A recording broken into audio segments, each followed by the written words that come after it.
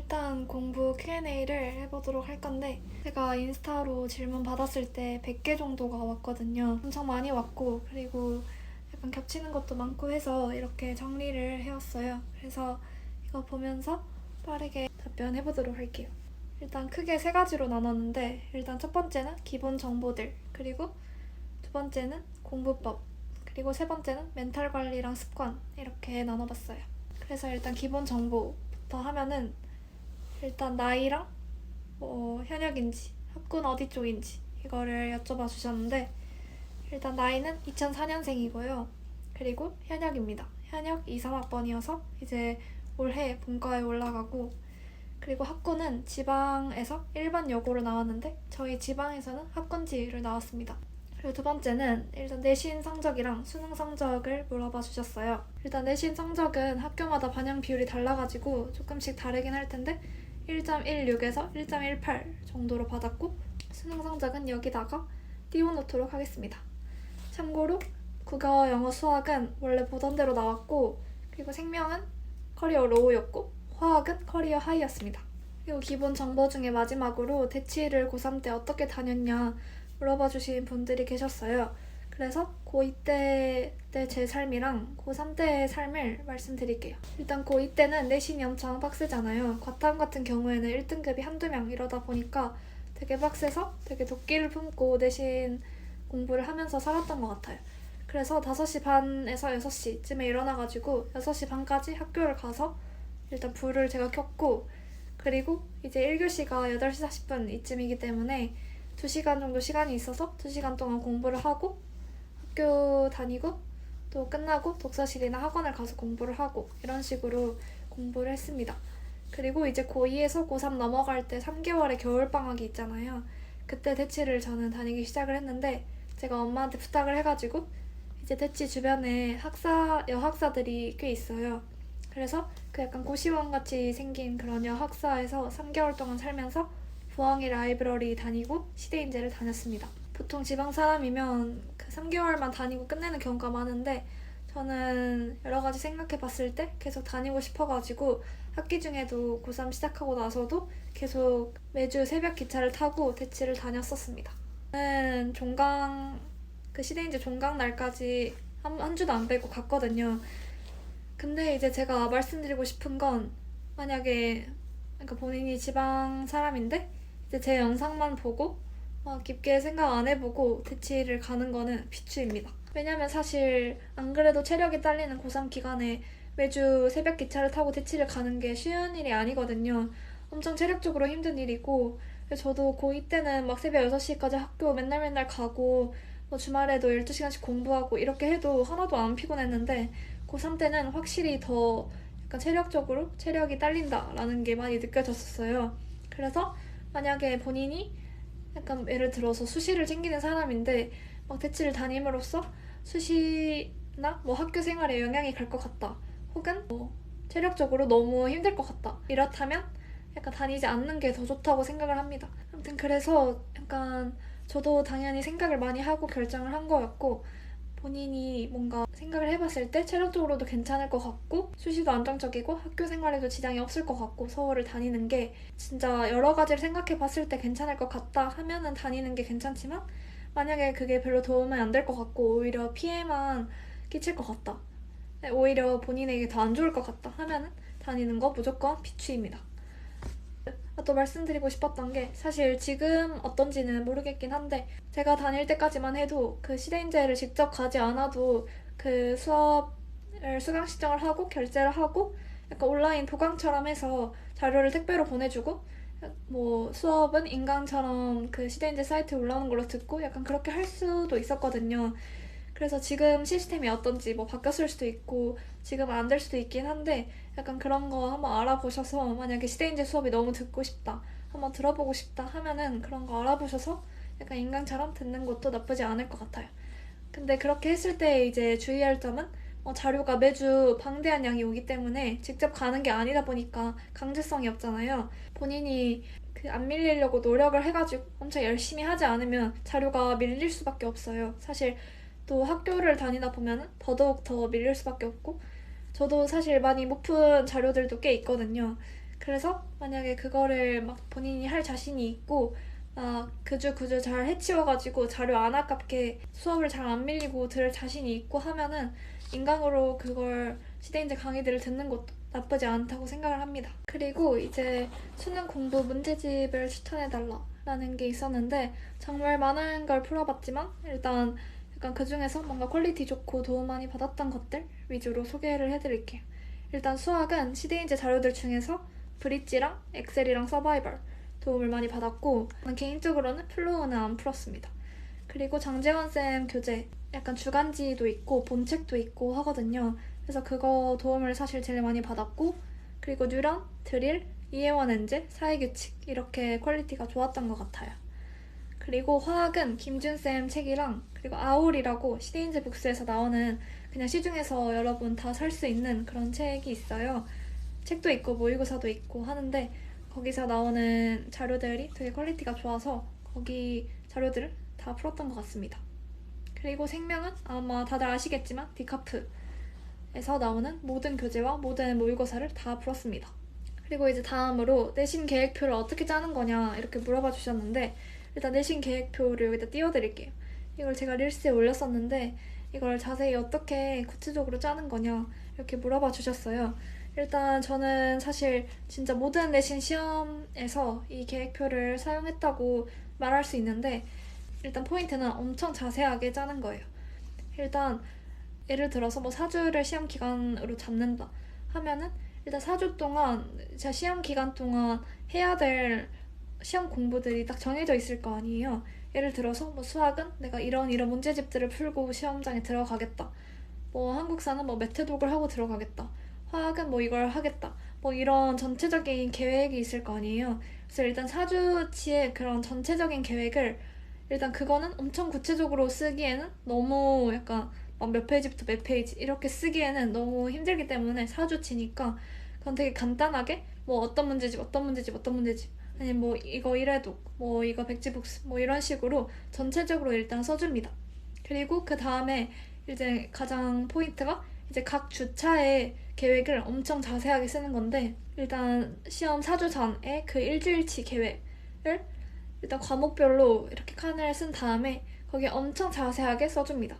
예를 들어서 뭐 이런 문제집은 여기부터 여기까지 풀고 뭐 이거는 뭐 개념을 어디부터 어디까지 하고 뭐 인강을 뭐 예를 들어 듣는다고 하면은 몇 강부터 몇 강까지 듣고 이런 엄청 구체적인 계획을 짜줍니다.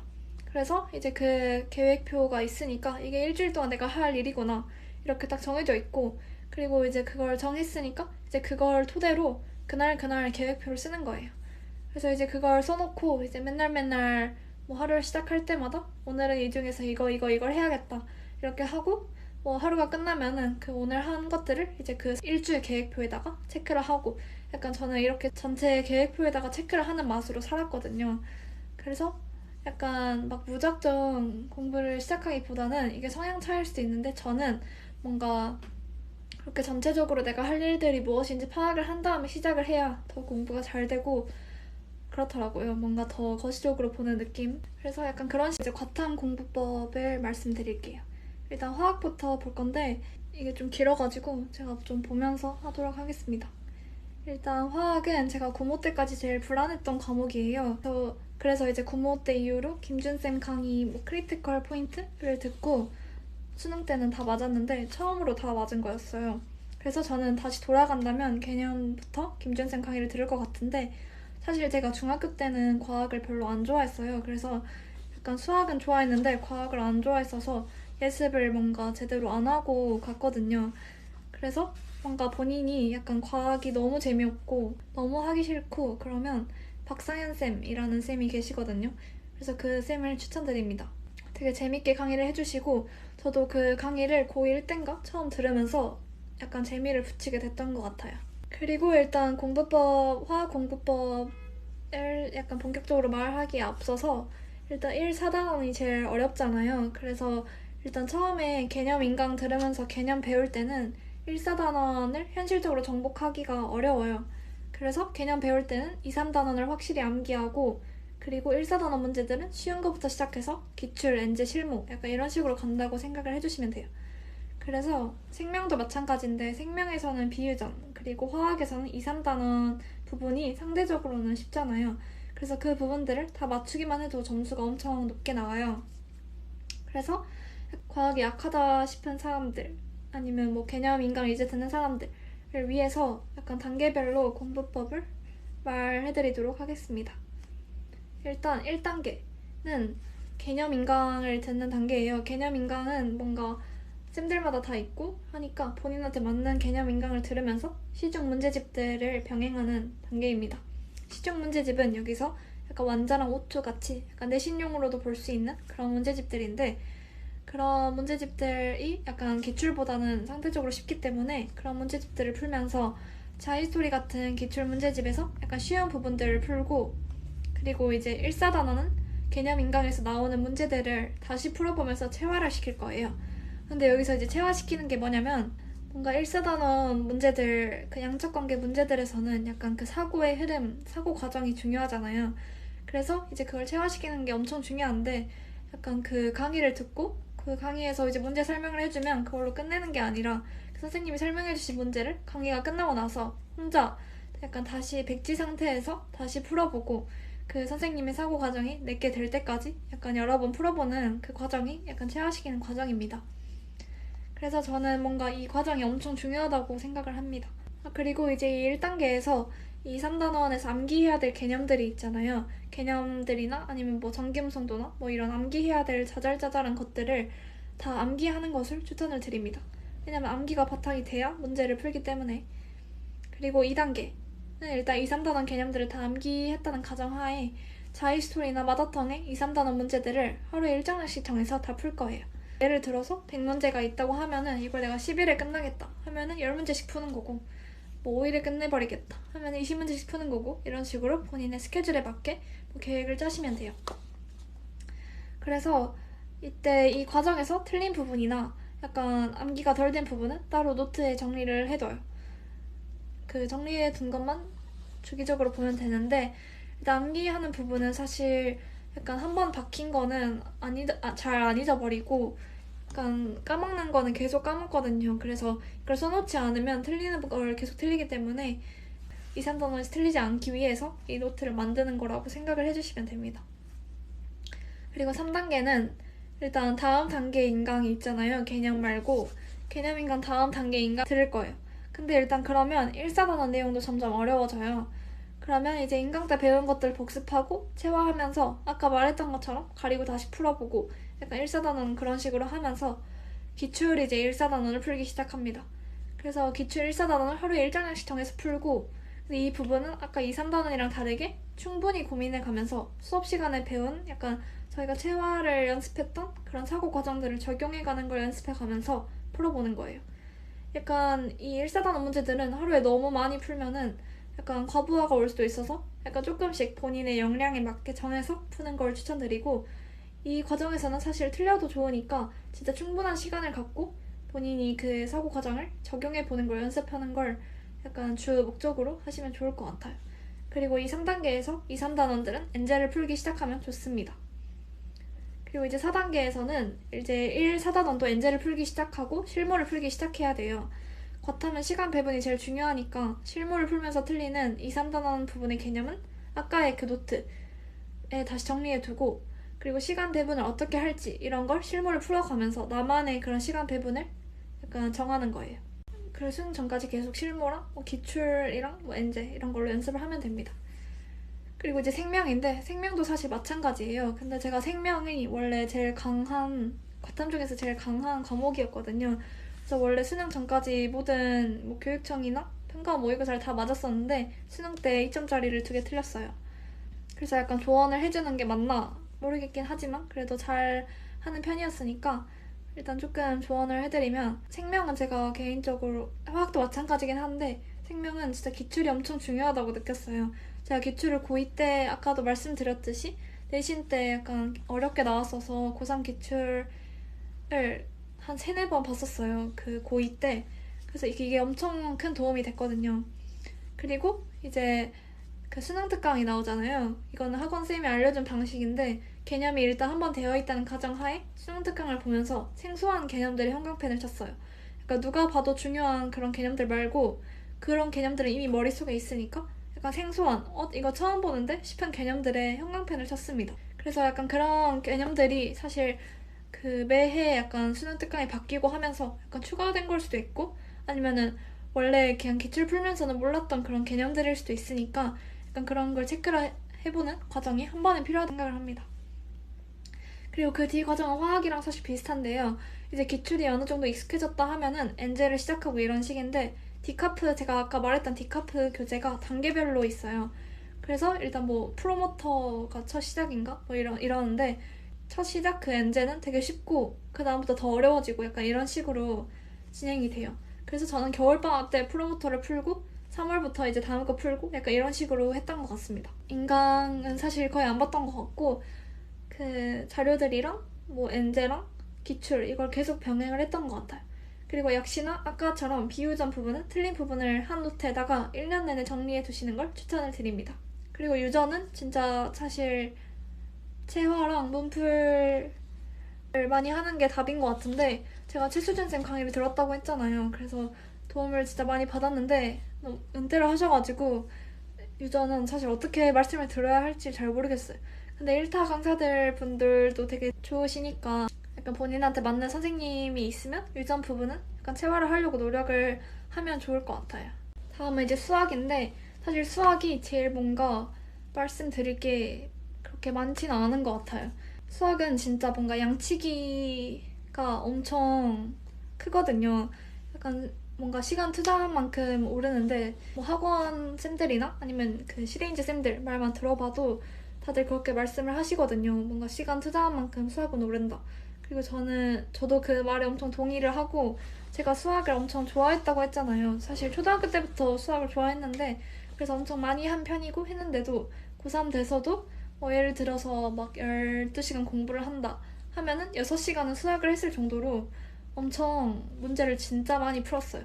그래서 뭐 어떤 날은 그 뭐 장재원 쌤 주간지가 있는데 그걸 사실 원래 일주일간 풀어서 가는 건데 그냥 그거를 그냥 앉아가지고 그냥 주구장창 그냥 그것만 풀어서 그냥 하루에 그 한 권을 끝낸 적도 있고 그냥 그런 식으로 문제를 엄청 많이 풀었는데 약간 이거에 제가 수학 문제 푸는 게 너무 좋아서 이런 게 아니라 저도 푸는 게 좋지 않았어요. 근데 너무 어렵고 좋지 않았는데 그냥 그 과정이 너무 필요해서 그렇게 한 거거든요. 제가 고정 96, 100이 나오기까지가 되게 오래 걸렸는데 약간 그렇게 하기 위해서는 그러니까 그렇게 하기 위해서도 그렇고 그 아래에서 더 올리는 것도 그렇고 진짜 양치기가 엄청 중요하다고 생각을 합니다. 그래서 뭔가 본인이 약간 계속 정책이라서 좀 힘들고 약간 이렇다면 약간 포기하려고 하지 마시고 약간 계속 문제 풀어보고 끈기 있게 하시고 약간 이렇게 하시는 거를 추천을 드립니다. 그리고 이제 그런 양치기 외적으로는 약간 추천드릴 게 장재원 쌤밖에 없는 것 같아요. 그러니까 제가 미적분 공통은 그래도 강했는데 미적분이 뭔가 개념이 잘 안 되어 있는 느낌이었어요. 선행을 하긴 했는데 뭔가 애매하고 아마 다들 아실 건데 dx, dy가 나오는 그 부분이 있어요. 그 부분이 개념을 전혀 모르겠어서 약간 기출이랑 똑같이 나오면 푸는데 약간 조금이라도 응용이 되면 못 풀겠는 거예요. 그래서 뉴라운을 들어도 뭔가 이해가 안 되고 약간 이랬어요. 근데 이제 장재원 쌤 강의를 처음 들었는데 일단 첫 번째 강의가 다변수라는 강의예요. 근데 그게 이제 dx, dy를 다루고 이제 미적분의 전체적인 그런 틀을 잡는 그런 강의였는데 그걸 듣고 나니까 약간 이때까지 먼저 헷갈리고 이랬던 것들이 싹 정리가 되는 거예요. 그래서 이제 그때 이후로 뭔가 약간 그 벽이 뚫린 느낌을 받았거든요. 그래서 저는 그때 사실 장재원 쌤 때문에 장재원 쌤 강의를 들으려고 1년 내내 대치를 다닌 것도 있어요. 그래서 저는 진짜 도움을 많이 받았고 결국에 고정 96, 100을 만들었거든요. 여러분들한테 안 맞을 수 있긴 하지만 약간 막 미적분이 너무 답 없는 것 같고 약간 이러면은 한 번쯤 들어보는 걸 추천드립니다. 그리고 그 다음은 암기법인데요. 한국사 같은 암기 과목들 암기법에 대한 질문이 있었어요. 그래서 제가 약간 암기 과목들은 항상 1등급이었어서 팁이 있는데 일단은 첫 번째로는 수업을 진짜 잘 들으면서 선생님이 말하는 모든 걸 적어요. 약간 뭔가 예쁘게 적으려고 하지 말고 그 정리는 다시 나중에 할 수 있으니까 그냥 선생님이 말씀하시는 모든 걸 저는 적었어요. 사실 과할 수도 있긴 한데 저는 이렇게 했고, 그리고 이제 그 한국사 같은 경우에는 스토리텔링을 해주시면서 설명을 해주시니까 수업 들을 때는 사실 이해가 되잖아요. 그래서 이제 수업 끝나고 당일에 그거 수업 들었던 거를 한 번씩 다시 읽어보면서 복습을 간단히 합니다. 사실 이 과정이 저는 제일 중요하다고 생각을 해요. 이게 그날 뭐 40에서 50분 동안 배운 거를 복습을 하는 거니까 얼마 안 걸리는데 그 이해를 다시 해주는 과정이 아주 중요합니다. 만약에 손을 아예 놓고 있다가 뭐 시험 기간이 돼가지고 이제 그때서야 뭐 학기 초에 배운 거랑 이렇게 보려고 하면은 그때 보면은 이해도 안 되고 기억도 안 나고 그냥 다시 처음부터 그냥 수업 들은 의미도 없어지거든요. 그래서 그냥 당일에 다시 이해를 한 번만 시켜주는, 다시 읽어주면서 한 번만 이해를 시켜주는 그 과정이 진짜 완전 중요하다고 생각을 합니다. 그리고 이제 시험 한 3, 4주 전이 돼서 이제 공부를 시작한다고 치면은 처음에 일단 교과서를 쭉 읽으면서 이해를 해주고 중요한 부분들만 일단 암기를 해줘요. 그리고 문제집이 있다면 뭐 풀어주면서 이해한 걸 확인해도 좋고, 그리고 이제 약간 중요한 부분들이 다 외웠다, 약간 핵심 줄기들이 머릿속에 이제 다 있다 하면은 이제 또 읽으면서 구석에 있는 것들을 암기를 해줍니다. 그래서 이제 암기 과목에서 사실 제일 중요한 거는 그냥 계속 읽는 거거든요. 저는 책이 너덜너덜해질 때까지 읽었어요. 그래서 계속 몇 번이고 읽고 그렇다 보면은, 그렇게 눈에 바르다 보면은 약간 어느 순간 그냥 책을 다 외우게 돼요.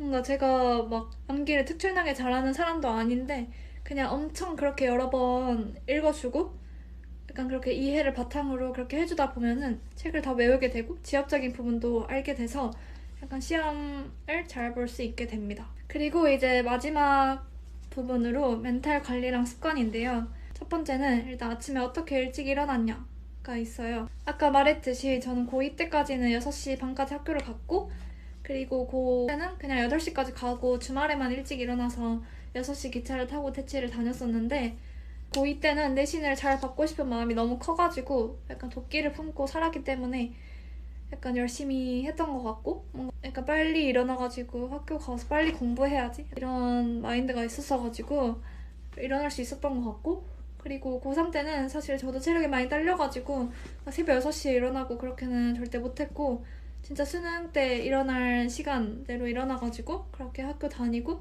약간 대치 가는 날에만 엄청 일찍 일어나고 이런 식으로 했어요. 그리고 학교 다닐 때는 순공 시간이 잘 안 나오잖아요. 순공 시간을 많이 물어봐 주셨는데 인강 듣는 시간 빼면은 학교 다닐 때는 한 6시간? 7시간 정도인 것 같거든요. 근데 이제 방학 때나 주말에는 막 12시간씩 할 수 있으니까 저는 주말이나 방학이 되게 좋았던 것 같아요. 두 번째, 약간 핸드폰을 많이 했냐? 약간 이런 게 있었는데 저는 핸드폰이 그때 인스타도 안 깔려 있었고 유튜브도 안 봤었거든요.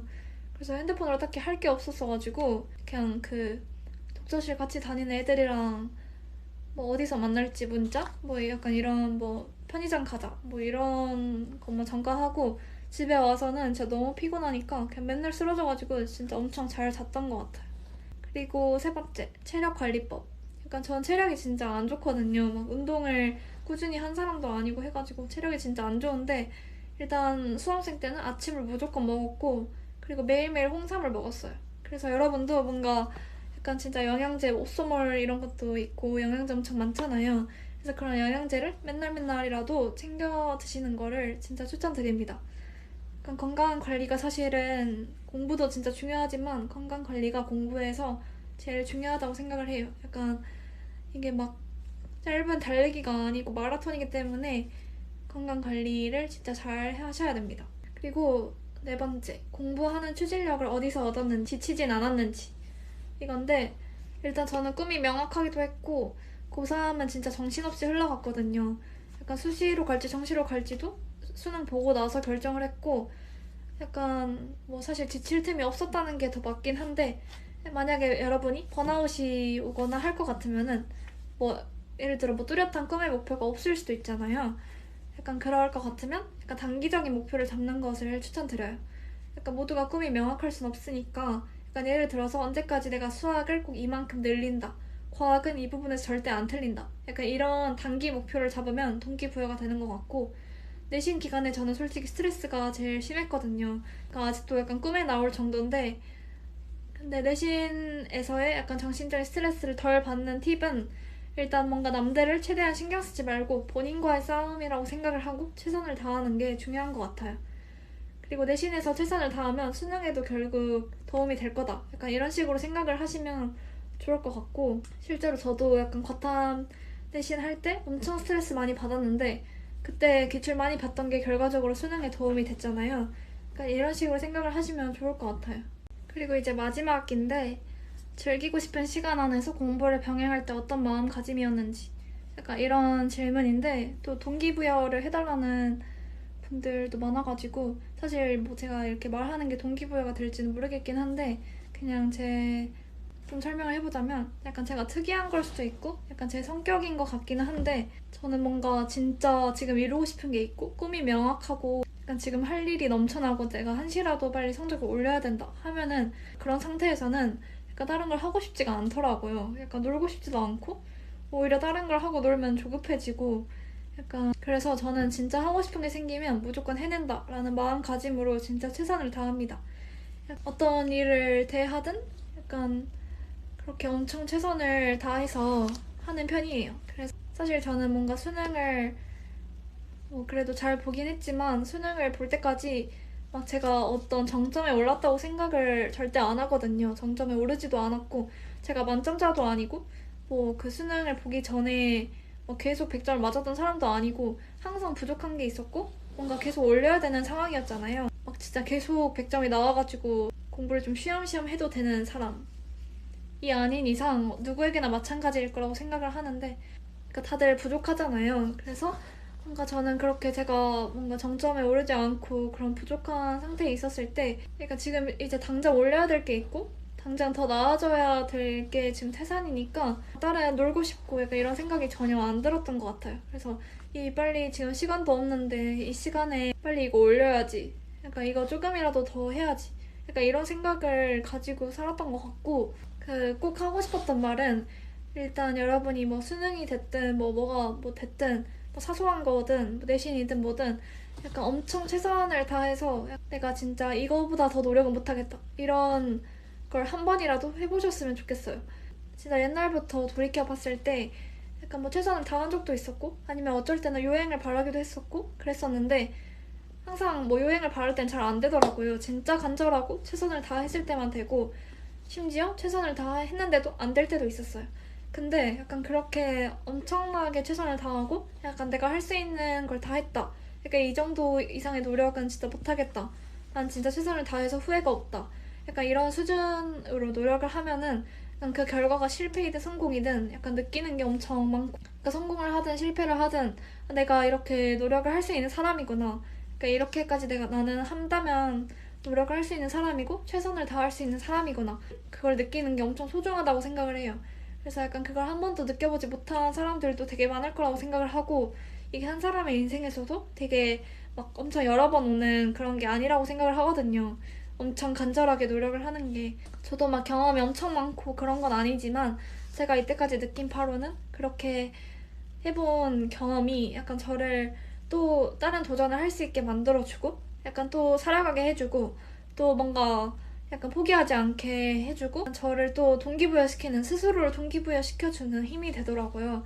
그래서 뭔가 여러분들도 뭔가 어떤 뭐 목표가 있을 수도 있고 아니면은 뭐 목표 자체가 아직 구체적으로 없어서 그냥 뭐 수능 잘 보기 뭐 이런 거일 수도 있는데, 진짜 본인의 뭔가 최선의 노력을 한 번이라도 해보셨으면 좋겠어요.